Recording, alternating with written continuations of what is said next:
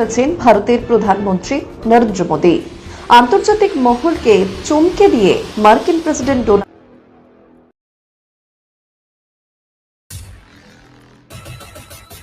নমস্কার, আমি কৃষ্ণপদ অধিকারী। আমার ছোট্ট একটা ইউটিউব চ্যানেল আছে, চ্যানেলটার নাম don't care, Facebook page Krishna Krishna.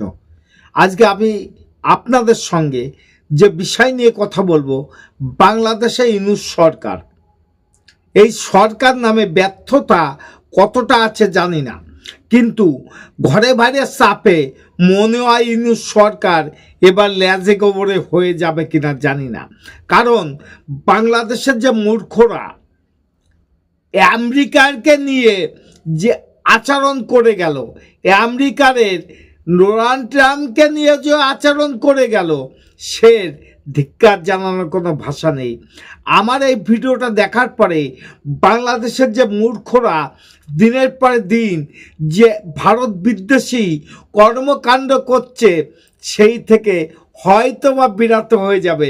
যদি বলেন কেন বলছি, দেখাবো আপনাদের সেই কথা। কারণ আমাদের ভারতের প্রধানমন্ত্রী বিশ্বের দরবারে এমন একটা সুনাম করে নিয়েছে, সেটা হয়তো অপদার্থরা জানে না।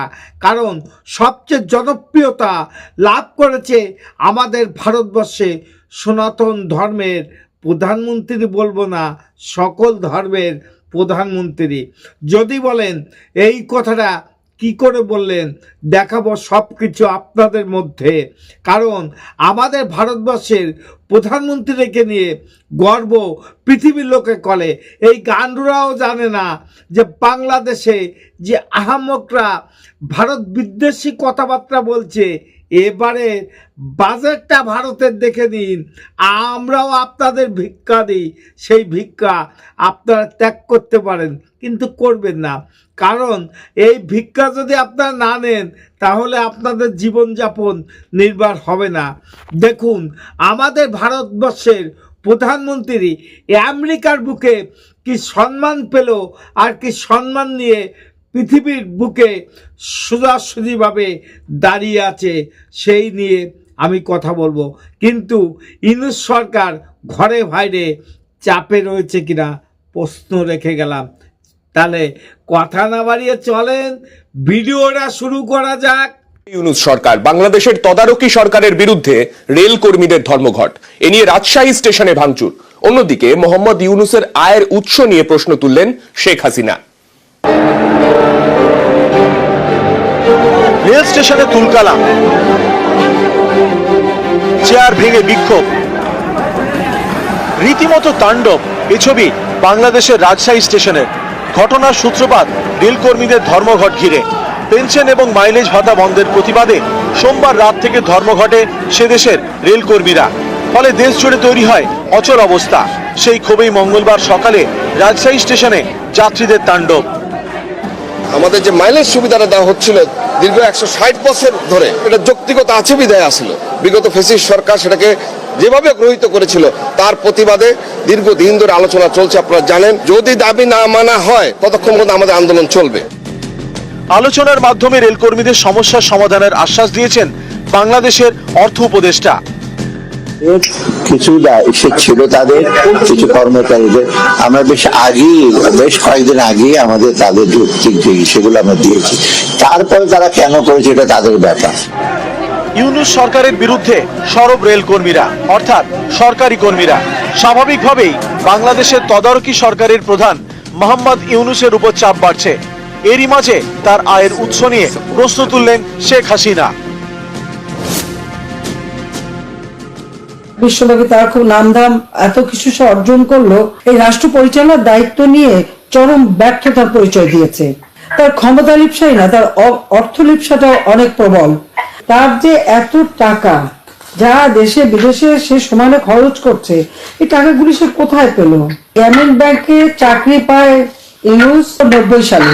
এমডি হিসেবে তার বেতন ছিল 6,000 টাকা। 2023 সালে ইউনূসের 3 ব্যাংকে যে টাকা, বিশেষ করে একটি ব্যাংক, সেখানে 118 কোটি 27 লক্ষ 76,300, এই 118 কোটি টাকা তিনি কোথায় পেলেন? ঘরের চাপ দেখলেন, এবার বাইরের চাপ দেখার আপনাদের একটু মনোবল হচ্ছে না আগ্রহ হচ্ছে জানি না, কিন্তু দেখাবো বাইরের চাপটা ইউনূস সরকারের প্রতি কেমনভাবে আসলো। দ্বিতীয় মেয়াদে নয়া প্রেসিডেন্ট ডোনাল্ড ট্রাম্পের প্রথম অতিথি হতে চলেছেন ভারতের প্রধানমন্ত্রী নরেন্দ্র মোদী এবং আন্তর্জাতিক মহলকে কার্যত চমকে দিয়ে এবার নরেন্দ্র মোদীর আমেরিকা সফরের সময়সীমা ঘোষণা করলেন ডোনাল্ড ট্রাম্প এবং বলা যায় যে এই নয়া সিদ্ধান্ত কিন্তু কার্যত বাংলাদেশ ও পাকিস্তানকে আরো চাপে ফেলছে। দ্বিতীয় মেয়াদে প্রেসিডেন্ট ট্রাম্পের প্রথম অতিথি হতে চলেছেন ভারতের প্রধানমন্ত্রী নরেন্দ্র মোদী। আন্তর্জাতিক মহলকে চমকে দিয়ে মার্কিন প্রেসিডেন্ট ডোনাল্ড ট্রাম্প ভারতের প্রধানমন্ত্রীর সঙ্গে বৈঠকের সময়সীমা ঘোষণা করে দিলেন। আগামী মাসেই আমেরিকা সফরে যাচ্ছেন প্রধানমন্ত্রী। ডোনাল্ড ট্রাম্প দ্বিতীয় মেয়াদে ক্ষমতায় বসার পর এই প্রথম কোনো বিদেশি রাষ্ট্রনেতা ওয়াশিংটন ডিসিতে গিয়ে বৈঠক করতে চলেছেন। সেই বিষয়টিও স্পষ্ট সরকারি বিজ্ঞপ্তিতে জানিয়ে দিল আমেরিকা। আর মার্কিন যুক্তরাষ্ট্রের এই ধরনের সিদ্ধান্ত কার্যত পাকিস্তান ও বাংলাদেশকে চাপে ফেলেছে তা বলাই বাহুল্য। বাংলাদেশের কিছু মিডিয়া সম্পূর্ণভাবে অপপ্রচার করে গেছে, সেটা এই ভিডিওয় প্রমাণ হয়ে গেল। কারণ আমাদের ভারতবর্ষের প্রধানমন্ত্রীকে নাকি শপথ গ্রহণ অনুষ্ঠানে ডাকা হলো না। প্রশ্ন রেখে গেলাম ওই সমস্ত গণ্ডমূর্খ মিডিয়ার প্রতি। এবার আপনারা কি বলবেন?